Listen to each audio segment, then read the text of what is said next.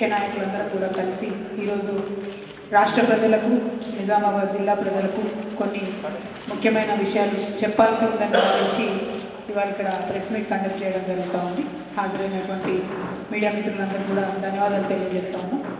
గౌరవ మాజీ మంత్రివర్యులు ప్రశాంత్ రెడ్డి గారు, అలీబాయి గారు, విఠలరావు గారు, హాజరైనటువంటి తమ్ముడు జగన్ గారు, శిల్పరాజు గారు, అందరికీ ఒకసారి పేరు పేరున ప్రతి ఒక్కరికి కూడా హృదయపూర్వక నమస్కారం తెలియజేస్తాము. సీనియర్ నాయకులు కొత్తూరు లక్ష్మారెడ్డి గారు, నవీద్ ఇక్బాల్ గారు, అట్లానే హాజరైన వారందరికీ ధన్యవాదాలు.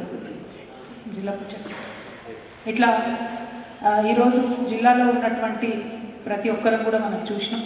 సంక్రాంతి సందర్భంగా చాలా మంచి పని చేస్తున్నామని చెప్పి ఒక అనౌన్స్మెంట్ చేసి మన ఎంపీ గారు ధర్మపురి అరవింద్ గారు, పీయూష్ గోయల్ గారు, అట్లానే బండి సంజయ్ గారు, మరి ఇక్కడ జిల్లాలో ఉన్నటువంటి ఇద్దరు బీజేపీ ఎమ్మెల్యేలు అందరూ కూడా కలిసి సంక్రాంతి రోజు పసుపు బోర్డు ప్రకటించడం జరుగుతుంది.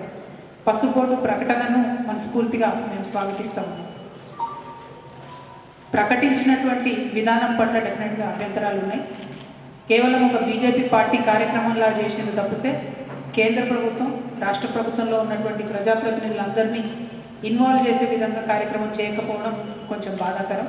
ఎందుకంటే ఏ ఒక్క ప్రోటోకాల్ కానీ పద్ధతిని కానీ పాటించకుండా బీజేపీ మంత్రులు, బీజేపీ ఎమ్మెల్యేలు కూర్చొని, బీజేపీ ఎంపీ కూర్చొని మరి అనౌన్స్మెంట్ చేయడం జరిగింది.